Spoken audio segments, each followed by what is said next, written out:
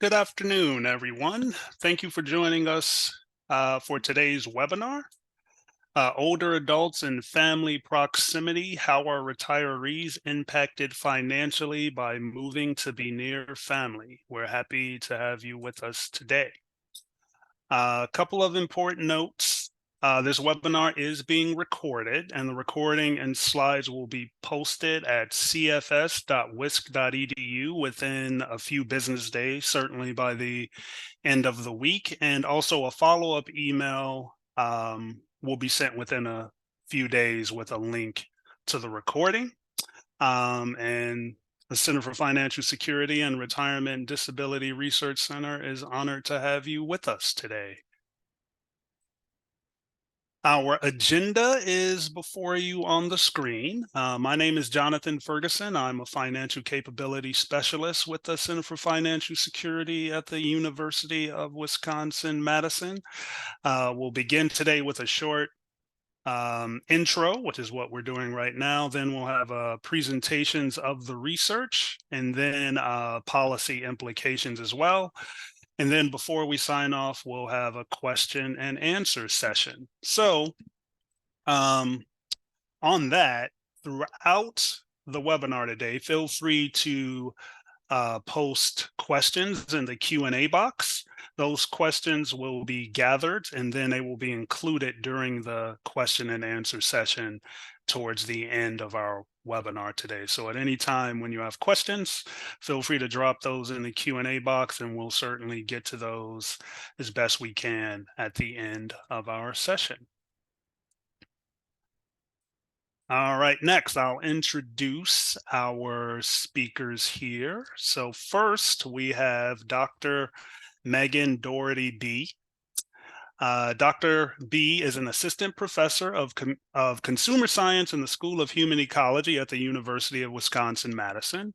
She studies issues related to family, financial security, and social policy, with particular attention to the causes and consequences of household financial inequality in the American context. She received her PhD in sociology from Cornell University and a BA in economics from Bryn Mawr College.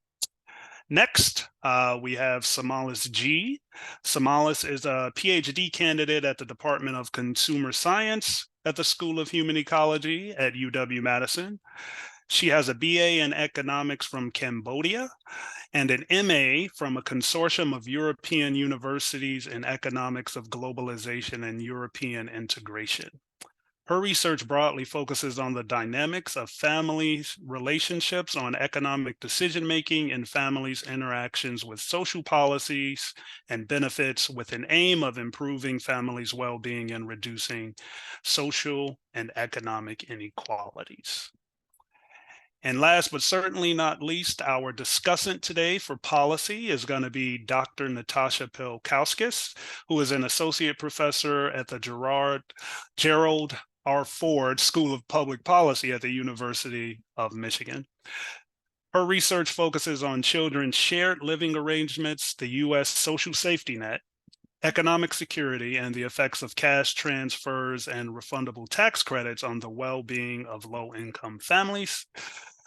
She holds a PhD in social welfare policy from Columbia University, a master's in public policy from Harvard, and a BA in economics and sociology from Northwestern University. And with that, I will turn things over to our researchers for their presentation.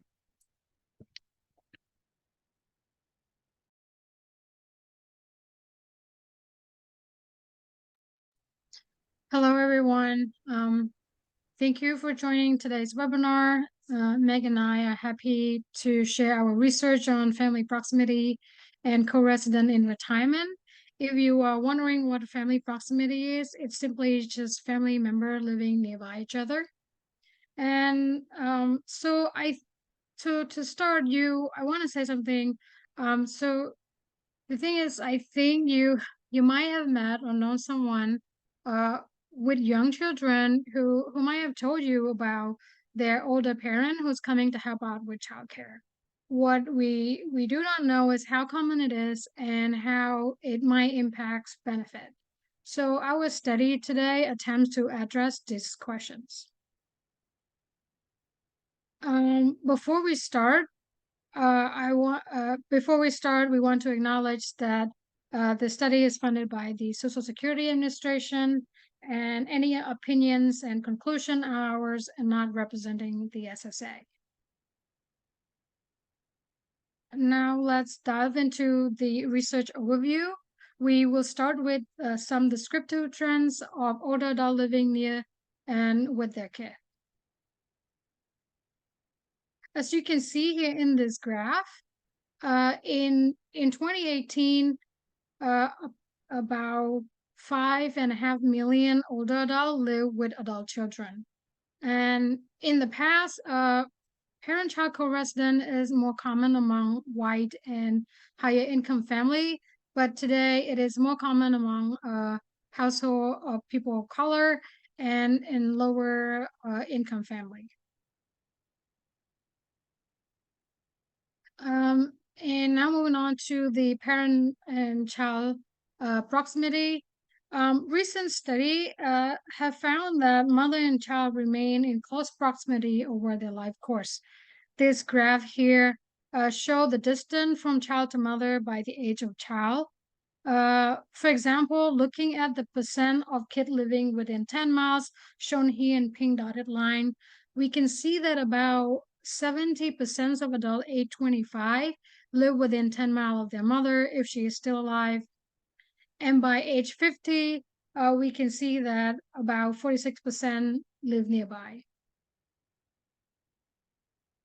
At the same time, this report here, this map here that made by the New York Times showed the median distance for adult, the median distance between adult child and their mother in the U.S. is 18 miles.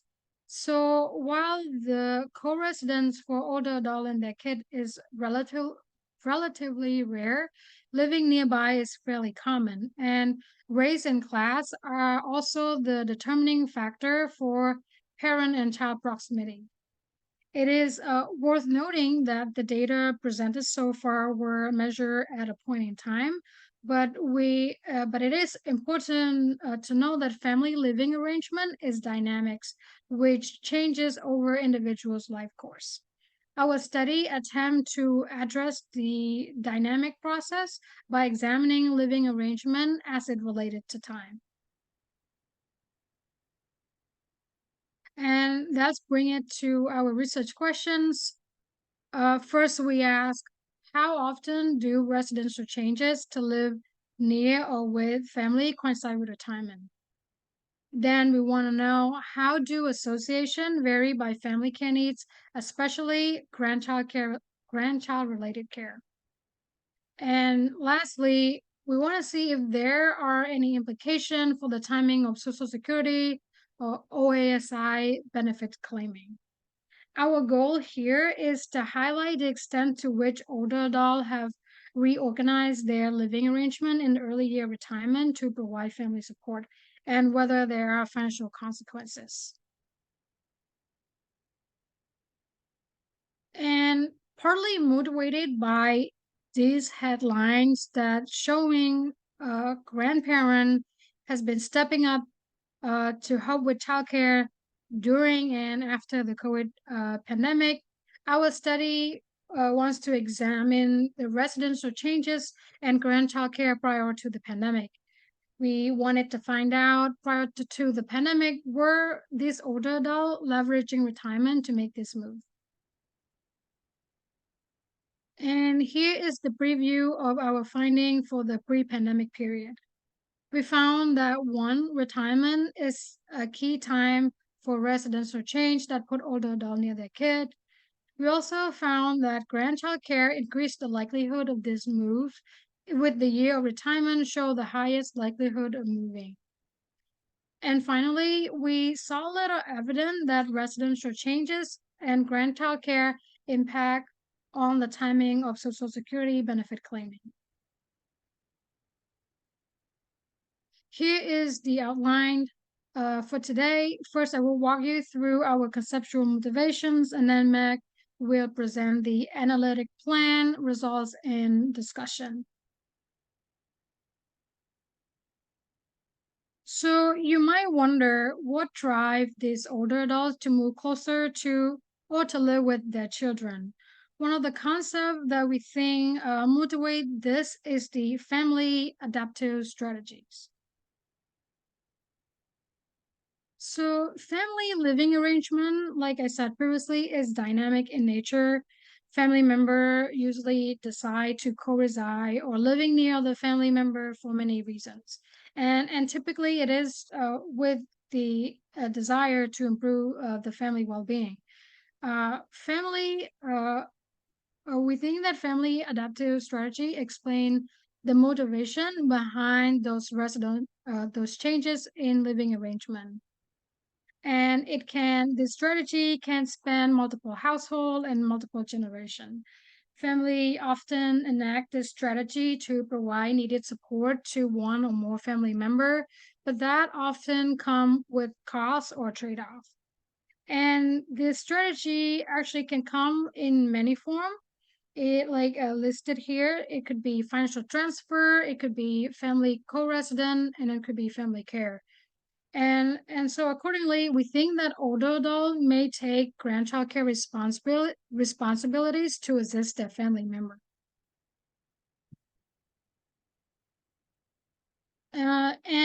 About related to caregiving, so family caregiving literature also show that family proximity often support caregiving need. With one study actually show that parents who live closer to their children tend to provide more time to them and receive more time from them. Expensive childcare costs is also a motivating factor for grandparents to assist with childcare. Grandchild care and consequentially, grandchild caregiving has is becoming one of the factor influencing retirement timing for older adults. However, we think that this grandchild care study do not consider the extent to which older adults are making residential changes to facilitate this type of care. Even though such care might presume proximity, not all older adults live near their kids.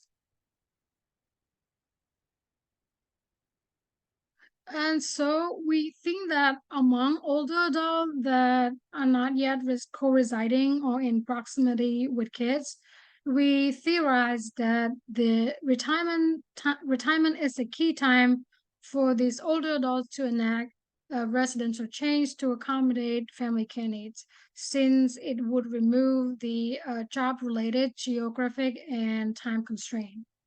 We hypothesize that one, retirement is a key turning point for family-related residential change. For example, we predict that a higher risk of proximity move in the year immediately following retirement relative to the year before and after retirement years. And secondly, we predict the relationship to be especially strong for those with grandchild care need.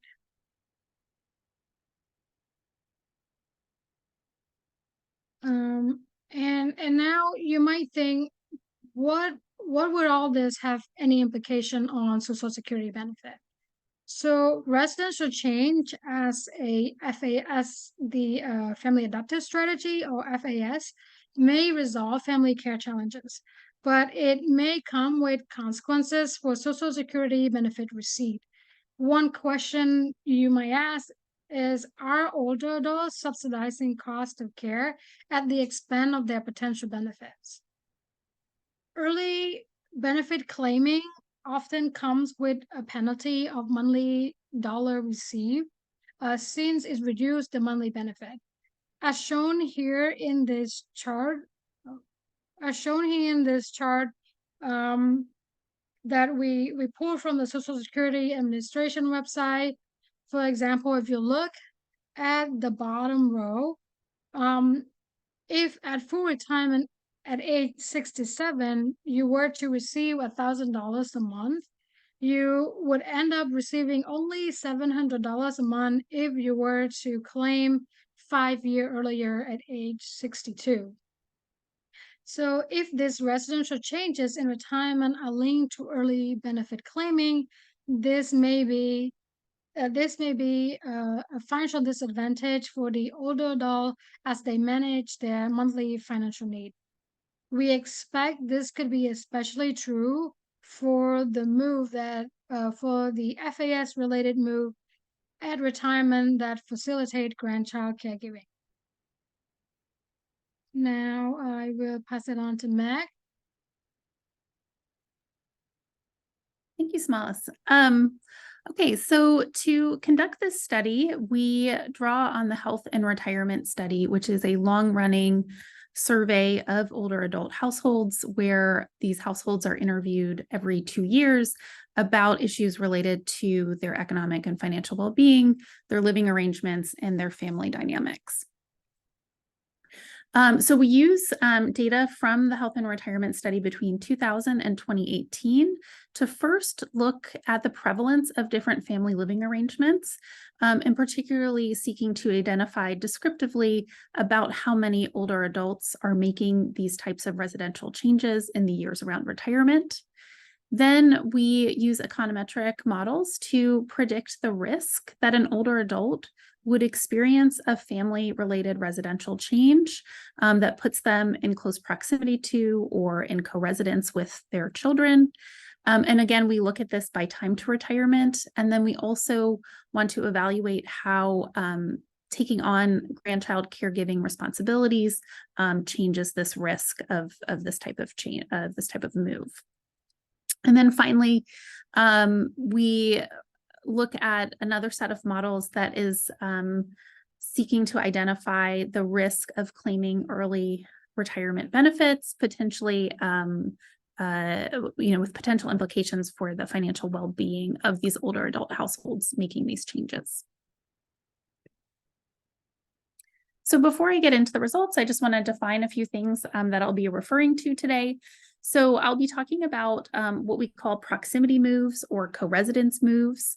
And these are moves that can occur by either the older adult household or their child's household, right? So a child could move to be near an older adult, or an older adult could move to be near their adult children.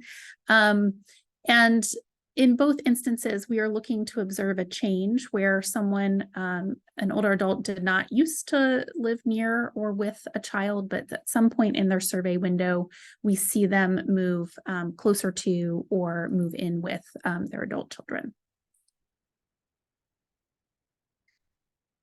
We define retirement as the first time that a respondent or spouse reports that they are completely retired. And we restrict our analysis to individuals who report retiring at some point between the ages of 55 and 79. And individuals are allowed to later work again, right? Maybe they completely retire from one job, but then pick up a part-time job later. They are allowed to remain in our sample if they pick up work activity after reporting retirement. Caregiving is defined as whether or not the older adult or spouse reports providing 100 or more hours of care to a grandchild since the last wave. And the Health and Retirement Study is really well suited to thinking about the links between residential changes and caregiving, because we can actually identify which grandchildren or grandchild they provide care to and where that grandchild lives. So we can identify if the grandchild is in close proximity to them, which is defined as within 10 miles, or if they're in the same household as them. And then finally, Social Security claiming, we identify early retirement claiming by looking at the first report of Social Security retirement benefits being received relative to the individual's full retirement age, which would be when they would have no penalty on their monthly benefits coming in. So for example, if someone's full retirement age without a benefits penalty is 66 years old and they claim at 64 and 2 months, in our data, that would be coded as claiming 2 years prior. So we follow about 2,800 older adult households for up to 6 years prior to and 6 years after their reported retirement. We have a few criteria to be eligible for our study. So first, individuals have to be parents with a living adult child. So there's a possibility that they would have grandchildren to care for. We have to observe their retirement transition in their survey window. So everyone in our sample starts out as working, and then at some point in their survey window, they report retirement. And we also require that we see them in the year that they report retirement, the wave that they report retirement, and the wave prior, so we can see what they're doing just before and immediately following retirement. So looking first at prevalence of proximity and co-residence, we find that making a proximity move, right, either the older adult moving to be closer to their children or their adult children moving to be closer to the older adult, is pretty common around this window of retirement, right? About 40% of individuals in our sample are making this type of move in their window around retirement. 27% report that they are always near their children. 12% report what we refer to as a distance move, which is where they start out in close proximity to their kids, but at some point in their survey window, they move away from their children. And about 22% report that they are never within 10 miles of an adult child. Co-residence looks a little different. About 29% of older adults in their retirement window report a co-residence move, but just 9% report always co-residing for every year that we see them. About 14% have a co-residence split, which is defined as living with an adult child at the start of the survey, but then at some point moving out, either the older adult moving out or the child moving out. And a full 48% report never co-residing with an adult child. When looking at the socioeconomic and demographic characteristics of these groups, we do see some differences. Looking at caregiving in particular, this is the set of proximity categories. So our proximity movers here are in red. And we can see that older adults who experience a proximity move, about 84% of them have a grandchild, and 33% report caring for a grandchild at some point in their survey window. This is significantly lower than individuals who are always near their grandchildren, for example, where 43% are reporting caring for a grandchild at least once. Retirement characteristics look pretty similar across these groups, however. So the age of claiming Social Security benefits is hovering around 63, 64 years old on average across these groups. If we look at co-residence, we again see something similar where about 86% of individuals who make a co-residence move have a grandchild, and 34% report caring for a grandchild at least once in their survey window. This is significantly lower than individuals who report always co-residing with a child. But again, their retirement characteristics look fairly similar. Both our proximity move group and our co-residence move groups are relatively economically advantaged compared to individuals who are always near or living with their kids. The movers tend to be wealthier and have higher levels of education compared to individuals who always live near or with their children. Okay, so moving to our modeled risks of making a residential change around retirement and how this is related to caregiving needs. What we do in the next set of analyses is we predict the risk of a first move that puts an older adult household in close proximity to or in co-residence with their children. So by the nature of these models, we exclude older adult households that are always or initially near or co-residing with their kids. So we're isolating the group of older adults who start out not near or not living with their adult children. We first model the risk of this move by time to retirement, controlling for a number of socioeconomic and demographic characteristics, including things like homeownership and a self-reported measure of physical health.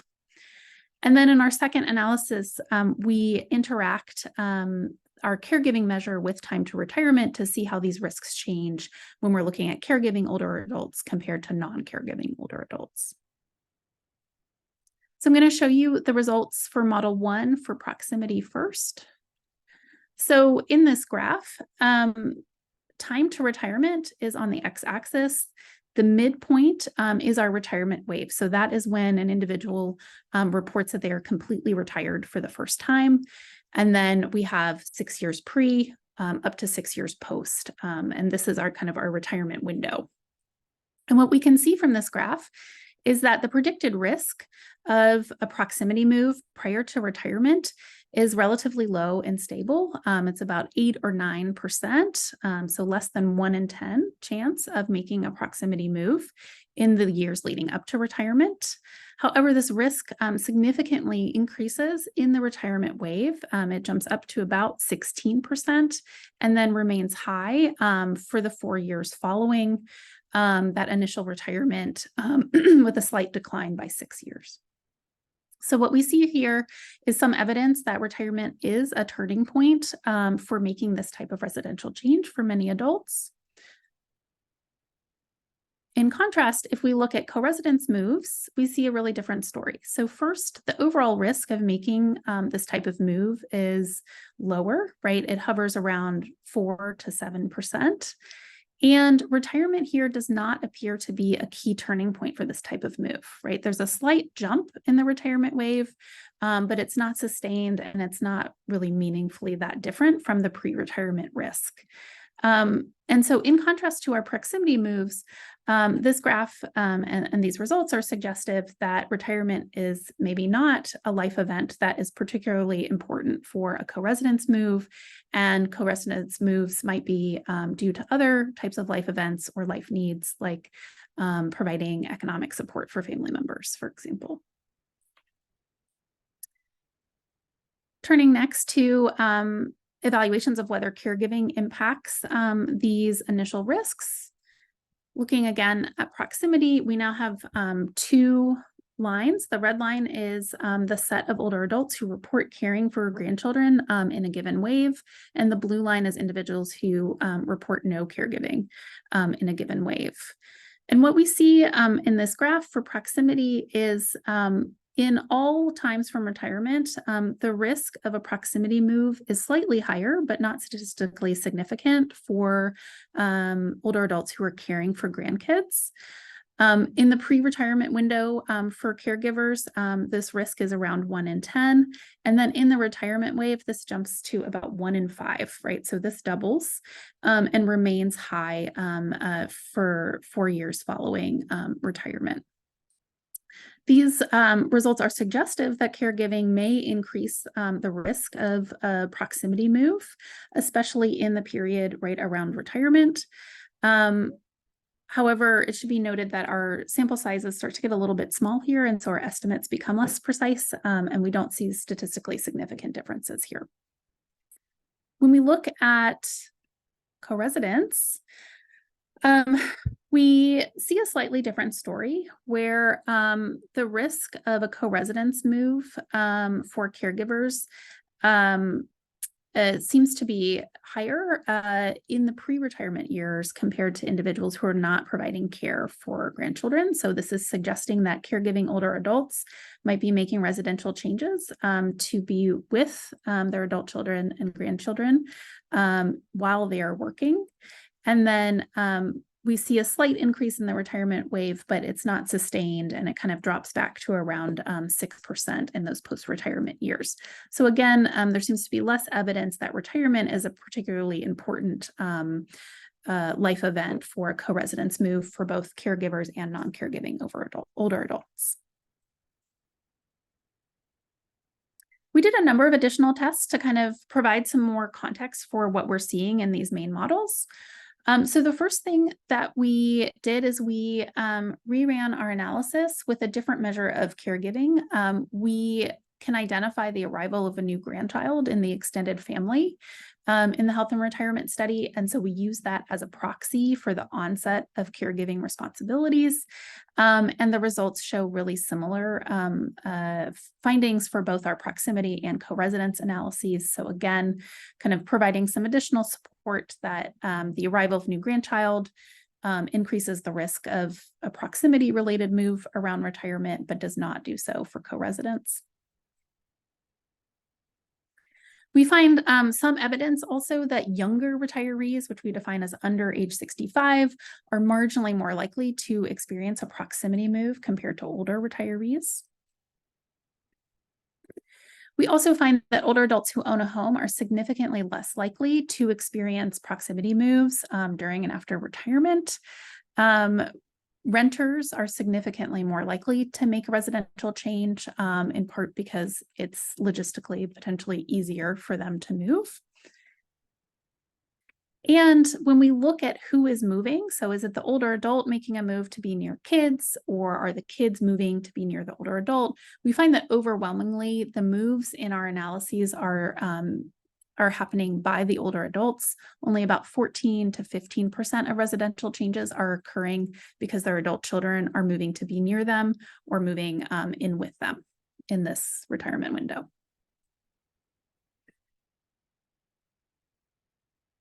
Okay, so now looking at the risk of claiming Social Security benefits early. So here we're kind of resetting our analyses to look at our full sample of households across all types of living arrangements.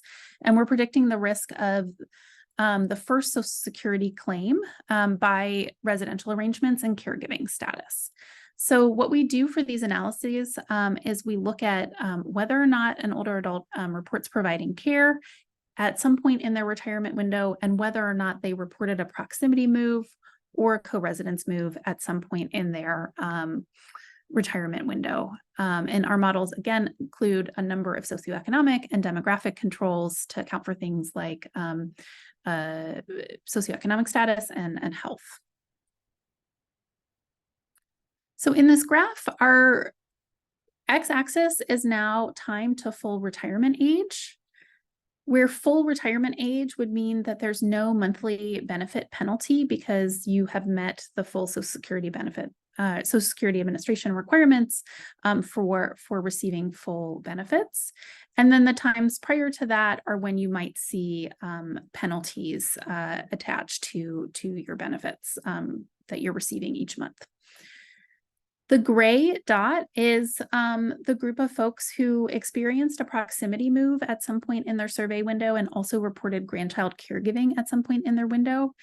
And generally, you can see that at each time to full retirement age, there's really little difference across these care and residential arrangements. Our gray group looks very similar to other types of arrangements. And so we see little evidence that older adult caregivers who are making a residential change to be near family, we see little evidence that they're at risk of an increased risk of claiming early benefits with those penalties. We see something really similar when we look at co-residents, so individuals who've made a co-residence move at some point in their survey window and also report providing grandchild care at some point in their window. Again, see little increased risk of claiming benefits early. I do want to underscore that these results are really descriptive, right? We're no longer looking at when individuals are making these co-residence moves and when they are providing grandchild care. So this is kind of a collective descriptive picture of what's happening across a co-residence move in individuals who could make a co-residence move at any point in their survey window. Okay, so to summarize, we find that retirement is a key turning point for making a proximity move. It seems to be less relevant or less salient for co-residence changes. We also see some suggestive evidence that grandchild caregiving does increase the risk of making a co-residence move for proximity in particular. But we also see little impact on the risk of claiming Social Security benefits early compared to other types of arrangements that we've examined. And so in thinking about the implications and next steps for the study, we think it's really important to highlight that making these types of residential changes are not uncommon in the window around retirement for older adults. About 40% of older adults are making a proximity change, and 29% are making a co-residence change that puts them in proximity to or co-residence with their kids. And that it's not uncommon to also take on grandchild caregiving responsibilities in this survey window. And we think understanding both the prevalence of these types of changes and the risk of making a change, in the window around retirement is especially important for understanding what's been happening in the pandemic. So in this current study, we're not looking at the pandemic years. We're kind of thinking of this as a baseline of a pre-pandemic measure, an assessment of this type of residential move. But kind of thinking about early work that's shown grandchild caregiving has increased for grandparents during the pandemic, and residential moves were potentially increasing during the pandemic. We want to, as a next step, start looking at those pandemic years and understanding how much these risks have changed over time. And we also think that even though our Social Security benefits results show that there doesn't seem to be a disproportionately higher risk of claiming benefits early, there may be other financial and economic trade-offs that older adults are making as they choose potentially to retire to help support family caregiving needs. And so we also are hoping to evaluate other measures of economic security and well-being. At the same time, it's important to note that at least in the pre-pandemic period, the individuals who are making these residential changes do seem to be more economically advantaged. And so they might be able to better afford these moves. And the composition of who is making these changes may have actually shifted in the pandemic with potential implications for economic security. So I'll stop there, and I look forward to Natasha's comments, and we look forward to your questions. Thank you very much.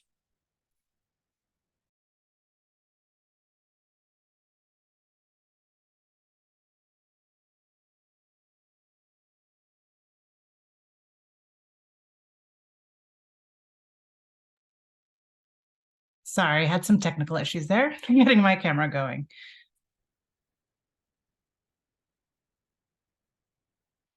First of all, thank you so much for inviting me to talk about your paper. I thought it was really interesting to read. It was a great paper. It's on an important topic, and obviously it's touching on many policy issues, which I will try to kind of, briefly highlight here. At the risk of repeating exactly what Meg just said, I had a slide here on sort of what I found to be the key takeaways from your paper. The first was obviously that there's a higher risk of a move to be closer to family around retirement. As you made much more clearly than what I've put here, is that you have sort of suggestive evidence that caregiving responsibilities, and in particular, taking care of grandchildren, increases the likelihood of a move to be closer to family, but that most importantly, these moves do not seem to be correlated with a greater likelihood of early claiming of Social Security benefits. And so obviously there's a huge policy importance of retirement age, which you made clear both in your presentation and in the paper, that claiming benefits too early reduces the amount that beneficiaries can claim for the duration of retirement, and that this could have long-term implications for the socioeconomic well-being of the older adult. You didn't talk about this in the paper, but I was also thinking this potentially has actually socioeconomic impacts for the adult child as well, right? If they end up, perhaps their parents retire early and they end up having to also kind of take care of their older adult. But luckily you found little evidence of this behavior, at least kind of as a result of moving closer to family.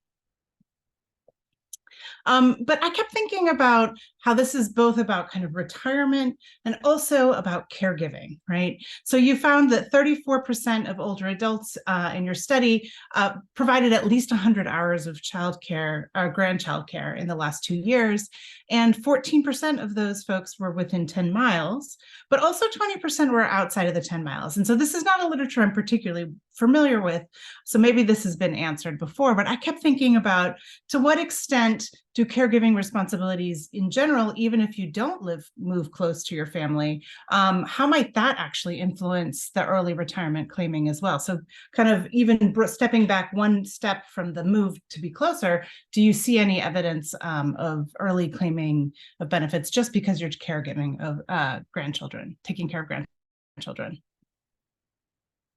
But then also I kept thinking about like, why do we have to answer these questions in the first place? And right, some of this is really fundamentally about policy and gaps in childcare policy. And so in the United States, right, there's relatively little assistance available for childcare.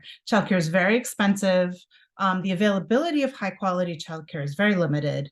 And if you are working any sort of non-standard job or you have hours that are not sort of between kind of 8 a.m. and 6 p.m., finding childcare can be very challenging. And so in some of my own work, where we looked at childcare arrangements amongst lower wage unmarried mothers, we found that nearly 30% were relying on grandparents for childcare far more than any other form of childcare arrangement. And so obviously, as you noted, there are cost considerations, right? So grandparents are on average cheaper than most other forms of childcare. And of course, people may also have a preference for grandparents to be taking care of their grandchild. But really, we also know that there's very little other options for lower wage families, right? So there are some childcare subsidy programs that exist in this country, but they're very limited and very few families really have access to assistance with paying for childcare. And so even beyond kind of just the childcare specific kind of subsidies, if we think about early childhood, which is when we really need the most amount of childcare for kids, right before they enter school, there's kind of on the policy landscape, there's sort of lots more gaps that are sitting there, right? So at the very beginning, family leave, right? We don't have paid family leave in the United States. We're almost unique, except for maybe one other country that doesn't offer paid time off after the birth of a child. Some states have stepped up to offer paid leave. But you know, the Family Medical Leave Act, for instance, which protects your ability to take some time off without losing your job, many people are not covered under FMLA. And if you're in a low wage job, you're especially unlikely to be covered. And then in addition to that, you're probably especially unlikely to be able to afford to take unpaid leave, right? And so in those situations, you could see how especially important it might be to have grandparents helping out. And then as children age in early childhood, right, once you're reaching 3 or 4, a lot of kids start to go to preschool. And in the United States, we don't have any sort of federal level policy around kind of everybody having access to pre-K. Some states offer, robust public pre-K programs, but many states don't. Or some localities do offer it, but there are not enough slots for the number of children. And even for the federal policies that we have for lower income children, like Early Head Start or Head Start, right, which provides childcare for children who come from low income families, we know that there's a huge lack of sufficient spots, right? So there's many more children who are eligible for spots than there are places. And so kind of in all this context, it seems to me like in so many ways, it's obvious that grandparents are kind of stepping in, but in many ways they're stepping in because of the sort of failure of the social safety net. And so, this kind of sits interestingly because you're thinking about how this then interacts with their retirement benefits and claiming. And you're also studying these differences between co-residents, which I think we might think of as kind of the ultimate childcare arrangement, right? As soon as your grandparents are kind of living with the grandchild, they could be really extra huge caregivers.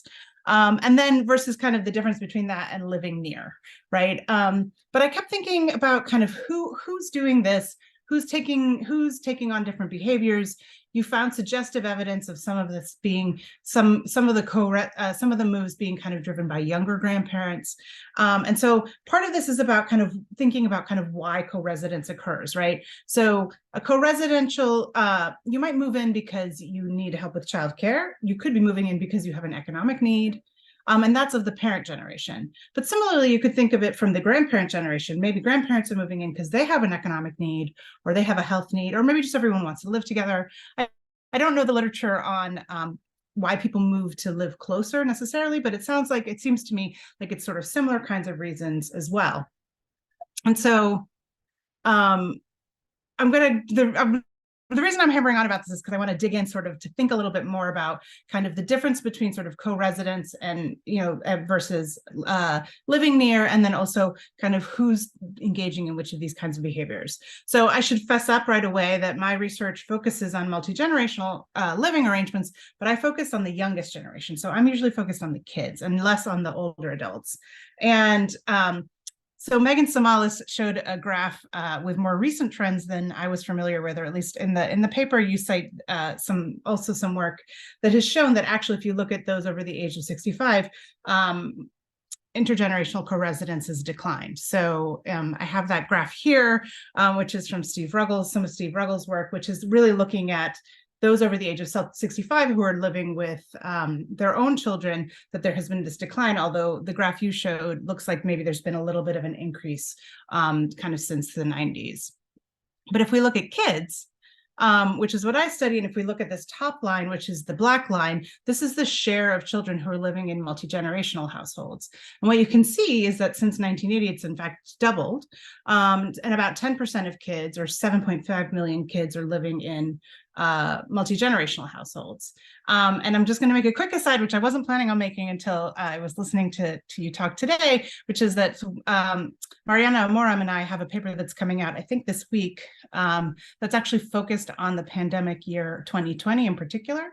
And we're looking at the living arrangements of children. And what we do see is that there has been there was an extra uptick, right? About 10.8% of kids were living in multi-generational households in 2020, but they went back kind of to the norm, I want to say, by 2021 already. And we think that this is partially driven by both caregiving and economic needs in 2020.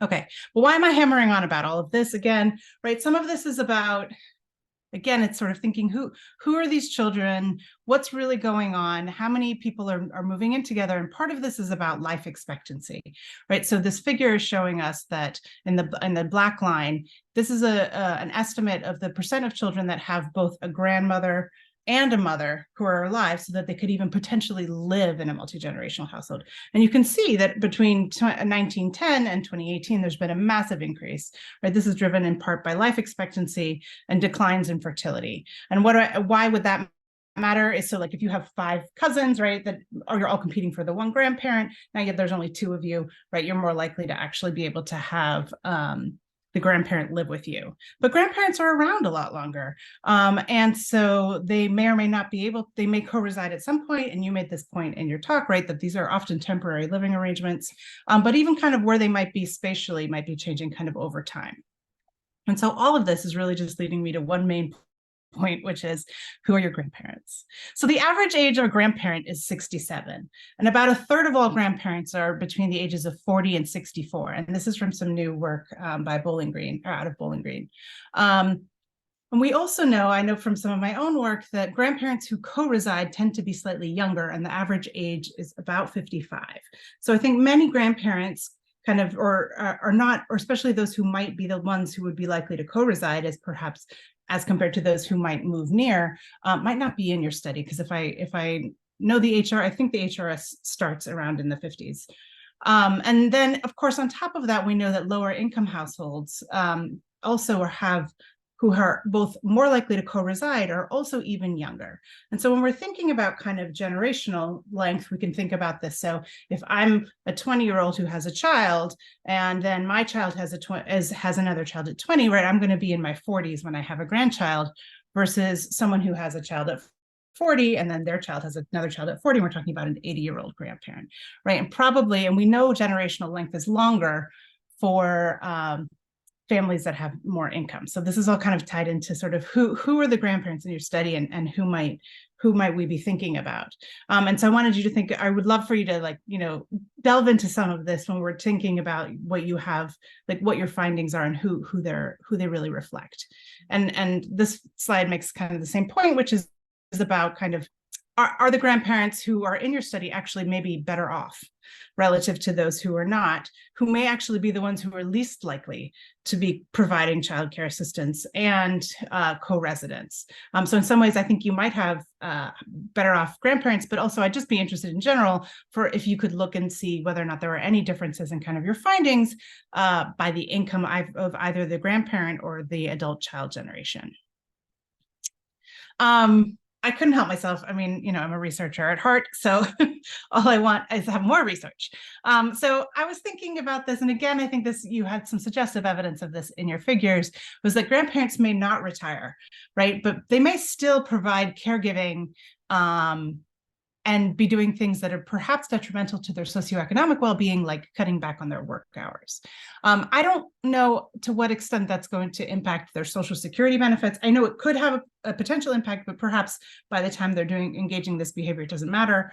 But I was thinking about, like, can you look at other forms of, or other changes of employment or their behaviors that might matter for both Social Security and kind of well-being more generally?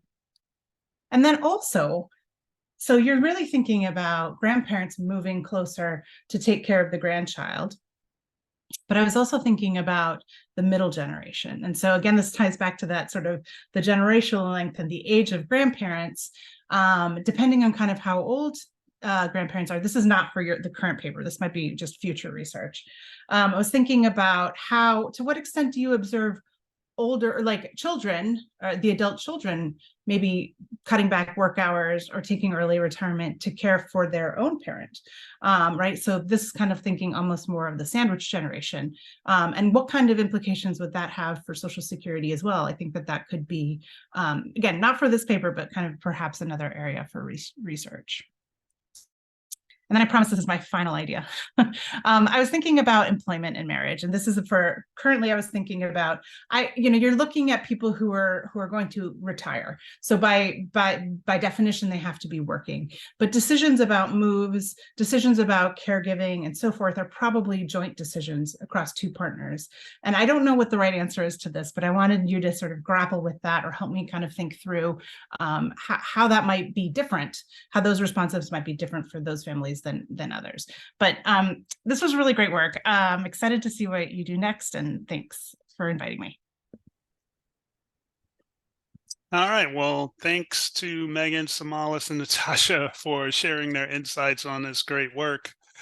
There was certainly a lot of interesting pieces to it, and we do have a few minutes for questions and answers. So I'll ask for our researchers and discussants to come back on screen. And specifically, before we get into a couple of the questions that I'd like to pose to you, thanks again, Natasha, for your thoughts and comments. And I just wanted to provide Megan and Somalis an opportunity to share any thoughts or reply to those comments in any way before we get into the question. So I'll leave some time for that. And if not, we'll just get right into the questions that we have. So Megan or Somalis, any specific things you want to share in response to Natasha's comments?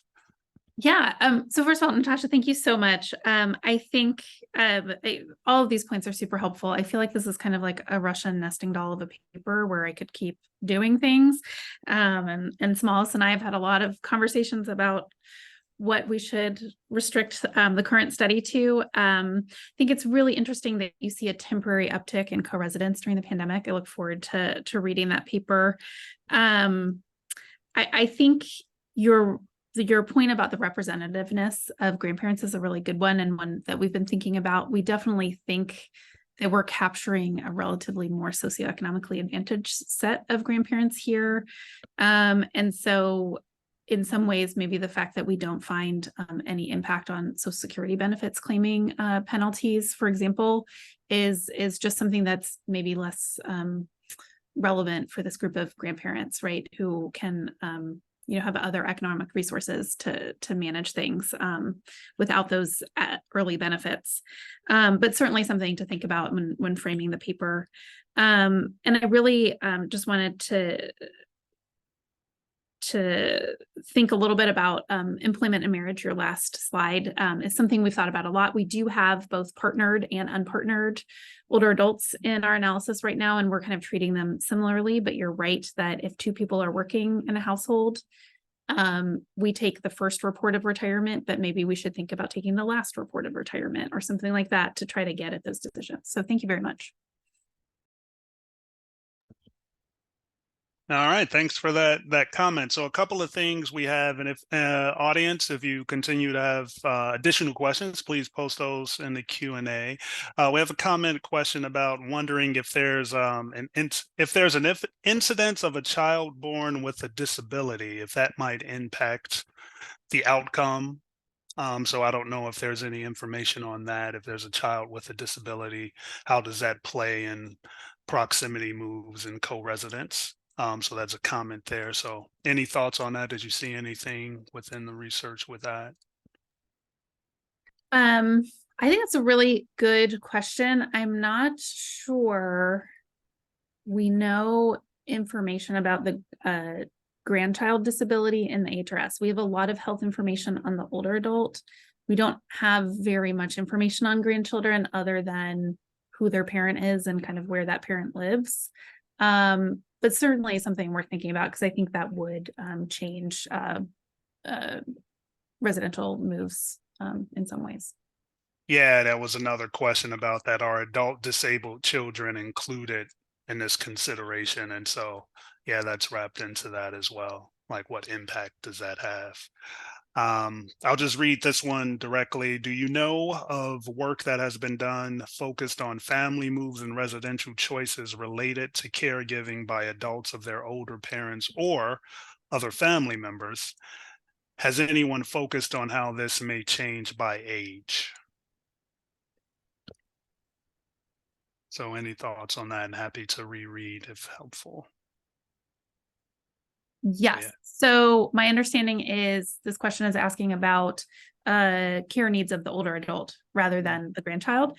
There is some work on that. I'll let Somalis actually maybe talk a little bit about that. There is some research related to moves and older adult needs. Hi, Anna, thank you for the questions. Yes, there are actually quite a few studies that look at residential changes of older adult related to like for older adult care. We see one study show that the I don't know if you're familiar with like the daily IA instrumental activity of daily living, ADL and IADL, is one of the determining factor for children to move closer to their parents, or the parent move closer to them to facilitate older adult care. And I think Michal Engelman and Jean, I think they also have a paper on moving consideration that we took a lot of inspiration from. They find that older adults who expected to live longer actually would move closer to their kid, and they look at like the very older adults, like I think up to 80. So that's just a couple example, but we're happy to share more on that too. All right, thanks. We have just a few minutes left, so we'll make time for just a few more questions. And this one's for Natasha, and this might be as much of your opinion as anything else, but you mentioned in your comments some of the challenges for cost of childcare. So do you have specific thoughts from a policy perspective on what could be done or is being done to, I guess, lighten that load on working families and how to make things better? So time for you to pontificate as much as you would like. That's a gigantic question. Yeah. There's a lot of interest and a lot of people thinking deeply about this in ways that I am not. So I don't want to pretend to be an expert on that space. I mean, I think primarily the biggest issues are kind of availability, right? And then the cost of it, right? So those two things are that we don't really pay childcare providers enough. So not enough people want to be childcare providers. And so there's definitely policy work in that space. And of course, that affects costs, and people can't find the care that they need. And so there have been pushes to try and find different ways in which we can provide more affordable childcare. I don't think we have a solution yet, or maybe we do, and I don't know this well enough. I know that we don't have one implemented. Let's put it that way. Certainly there's been some, in the American Rescue Plan Act, there was sort of a temporary expansion of some of the child and dependent care credits, for instance, that is no longer still in place today. But, I know that people are trying to study whether or not it was effective. And so I guess I don't have a very satisfactory answer to that, other than I know there are smart people working on this and there's lots of things we could do. Yeah, well, that's a good one, and it makes me feel better that I'm in a similar place. I'm not out on an island thinking like, what can we do? That must be obvious, and obviously, we haven't been able to get there yet. So one last question, because we're almost up against the clock, and this is just something that stood out to me, so I'm glad it was on the list. The geographic differences for proximity and mileage. That map was pretty telling, and I presume it's not like one region loves their grandchildren and another one really loves their grandchildren. So any thoughts on that, Megan or Somalis, about what accounts for that significant difference? At least it appeared significant to me, depending on the region, and the mileage and the proximity. I think that is probably that map is probably due to differences in urban locations, and so some of the larger distances are in more rural states and rural parts of the country, and so I imagine it's like an urban-rural difference. And we are hoping to do some additional work to get more precise measures of geography with restricted data. So stay tuned. Okay, cool. Well, again, I want to thank you all. We're right at 1 o'clock, so Central Time. So we're going to have to come to a close here to allow folks to get back to their day. But I want to thank Megan, Natasha, and Somalis for joining us today. And as a reminder for everyone else on the webinar here, thank you to you as well. This recording will be posted on the CFS websites, most certainly by the end of the week, but likely within a few business days, and you will receive an email soon as well with a link to the recording. So with that, thanks to everybody for joining, and have a great rest of your day. Thank you.